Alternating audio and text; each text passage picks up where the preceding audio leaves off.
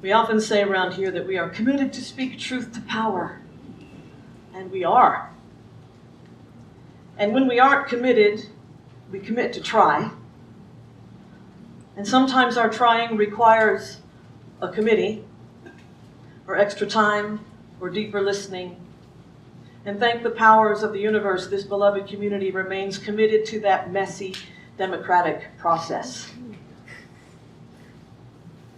As Unitarian Universalists, we come from a long line of truth to power speakers. Some fomented great change in this world in their own time. Some are doing it right now. Some didn't live to see the changes they started, like Susan B. Anthony, who died just before women won the right to vote.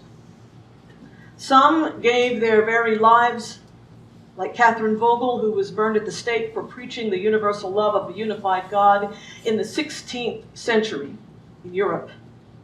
Or James Reeb, murdered in Alabama when he answered Martin Luther King Jr.'s call for justice in Selma in 20th century America. We've had and still have folks on the front lines to end war and violence and political corruption and theological tyranny and to win civil rights for people of color, for LGBTQ folks and indigenous peoples and the preservation of Earth herself. And right here at River of Grass, you saw how many people we had marching in Parkland yesterday. We also had people marching in Weston, and we had River of Grassers who are traveling, and they marched in the cities and towns where they found themselves. We had River of Grass folks marching all over the place yesterday. But then, we've also kind of had it cushy for a while. That is to say, we could be activists and still remain comfortable. We thought the progress made, the rights won, the liberties gained, however hard wrought, were at some level part of the logical evolution of the world in general and our society in specific, and they were sure to just keep on an upward trajectory, and they didn't necessarily need a whole lot of attention from us. Because a lot of us have lived on the margins of society, it was easy to fall back into life's routines and just think that was just done. There's an adage about liberal religion that says, our work is to comfort the afflicted and afflict the comfortable. Perhaps we've done a better job at the first and not nearly well enough at the second. We are only beginning to wake up to how our privileged place impacts our society and our perception of it, especially when some of us are having a hard time acknowledging our privilege in the first place. When systems of power generally work in your favor, you're not inclined to speak truth to it. And I say that as a person also waking up to my privilege, for though I claim my heritage as an indigenous person and a member of the LGBTQ community, I walk the world perceived as white and passing as straight. So I too have to own when I let that privilege protect me and learn when to use that privilege to afflict the comfortable.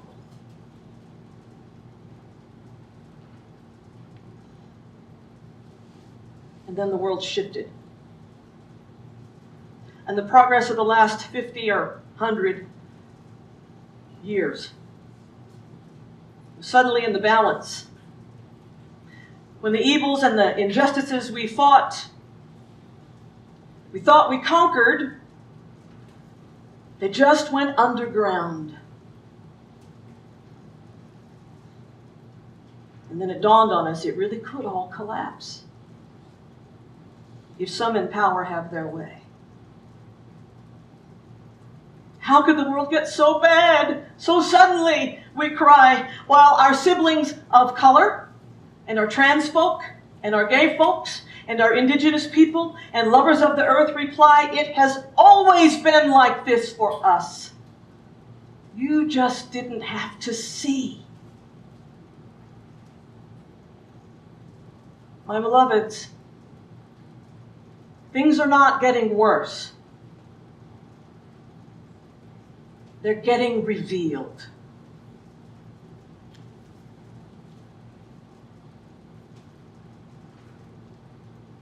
And most often, people in privilege take a long while to wake up to the reality and the work that people on the margins have known and been doing all along.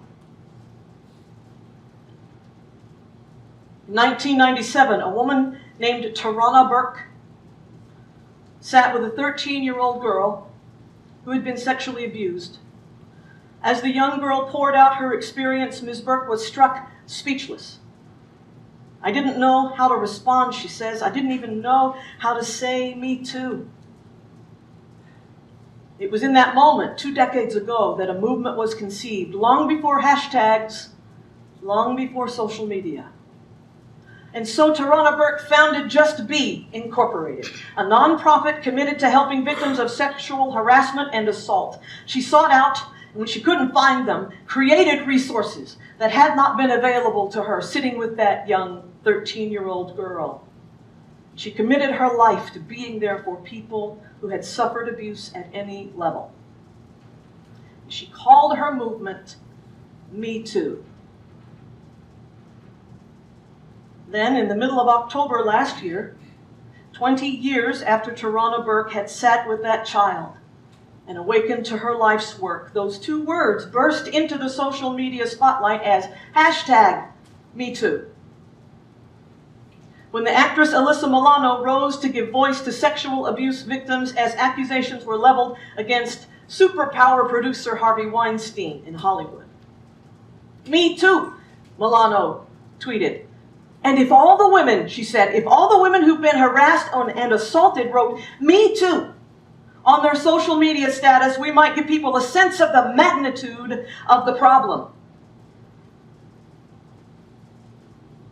And sure enough, in the first 24 hours, there were 12 million posts.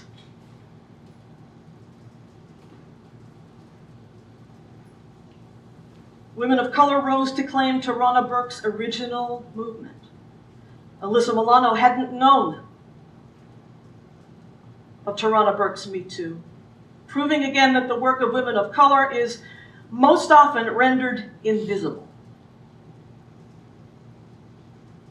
And so Milano moved quickly to correct the unintentional co-opting of Burke's work, and both women joined forces to amplify survivors' voices at the intersections of age and race and class and geography and gender and sexual orientation, to speak truth to power, to reclaim bodies, to heal spirits broken by sexual violence of any kind, to speak the truth even when our voice shakes. So what shall we do now? We in this beloved community of the River of Grass Unitarian Universalist congregation, how might we too make space for the healing so deeply needed in this time that excruciating secrets are coming to light? Excruciating secrets in this room this morning. Can we make a way for survivors to find the courage to say, me too?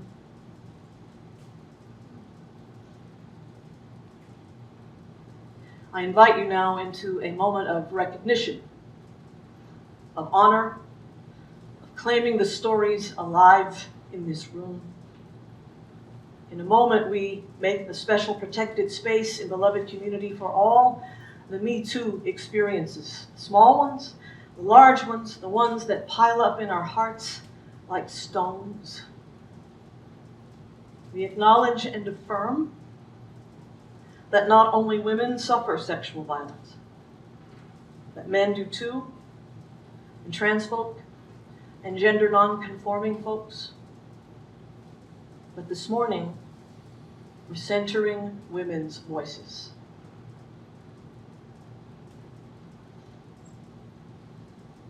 We're centering women who would risk the telling. Risk vulnerability. Risk pain. Risk being seen and known. Risk being not believed. Risk being believed. Mindful of this risk, we'll begin today by breathing together deeply.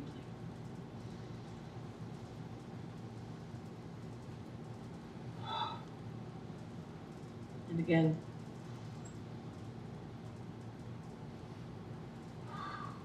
And once more.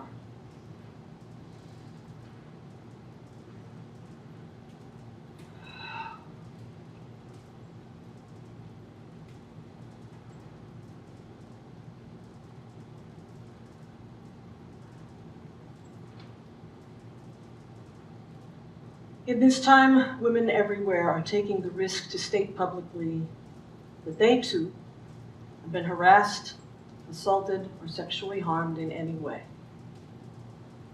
I invite women and girls and those who grew up in female bodies to carry a Me Too story. You know who you are. I invite you to join in a moment of healing light in this beloved community. I will welcome you to come forward here with me and be with me and stay with me. And if you are so moved, drop your stone into this well of tears. Or you may rise where you are, or you may raise your hand if that's more comfortable. You don't have to say anything. You don't have to share anything. You don't have to tell anything. You don't have to be anything but your beautiful, beloved self as we bless and begin to heal one another. I will try to be brave. And if you are not feeling brave, you can borrow some of mine, knowing that I might just as likely need to borrow yours.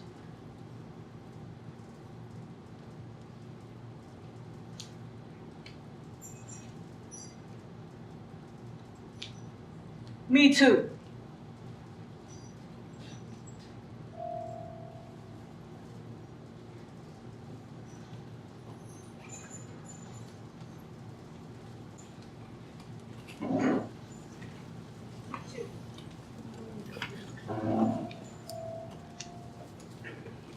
Me too.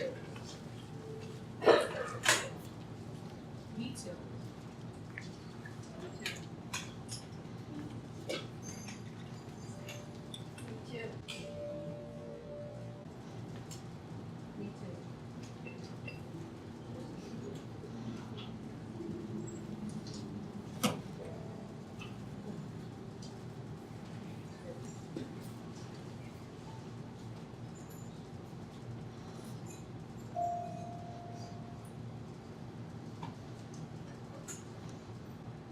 For those in the room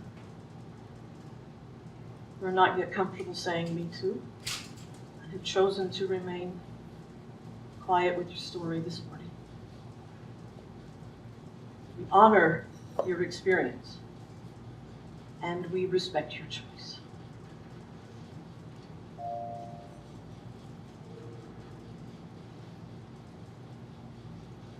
Finally, I ask anyone here who knows someone or loves someone, regardless of gender or gender identity, who has been sexually harassed, assaulted, or harmed in any way, to rise or raise your hands high to give witness to these who have risked coming forward this morning, who have risked being seen and known and believed by you.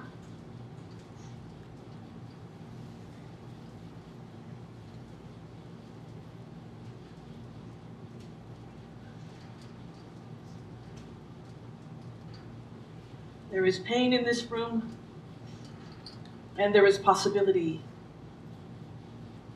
Even as we seek to heal harm done, let us commit our hearts by our actions to stop any harm that awaits in the future.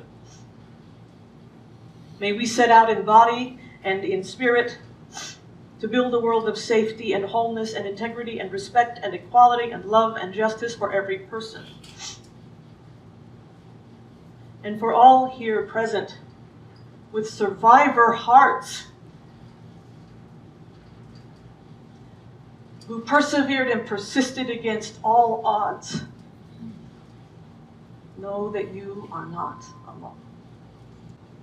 You are whole, and you are holy, and you are beautiful, and you are a miracle. May the spirit of courage and compassion and understanding fill us body and soul, that we may awaken within us the courage, the compassion, the commitment to heal ourselves, to heal one another, and to heal our world. May we speak the truth, even when our voice shakes. Amen, and amen, and aho. Namaste, blessed be. So it is.